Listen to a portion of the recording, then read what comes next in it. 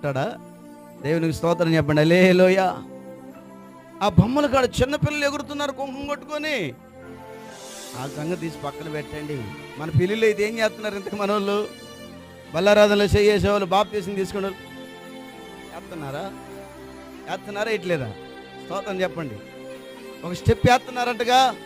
దేవునికి స్తోత్రం చెప్పండి. స్టెప్ వేసేవాళ్ళు నీతిమంతులేనా? ఎగిరేవాళ్ళు నీతిమంతులేనా? బైబిల్ చెప్తుంది, మూర్ఖులకి తరవారికి ఏరై రక్షణ పొందండి. నోవాహు మూర్ఖులైన ఆ తరములో నీతిమంతుడిగా ఉన్నాడు గనుక ఆయన ఎక్కడికి వెళ్ళలేదు తెలుసా? ఇలాంటి పిచ్చి పిచ్చి వేషాల దగ్గరికి వెళ్ళలేదు. నువ్వు రక్షించబడ్డావు, నువ్వు బాప్తీసం తీసుకున్నావు, మారు మనసు పొందావు.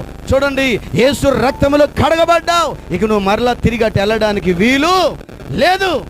ఉన్నట్లయితే నువ్వు నీతిమంతుడు కాదు, నీతిమంతురాలువి కాదు. గట్టిగా స్తోత్రం చెప్పండి.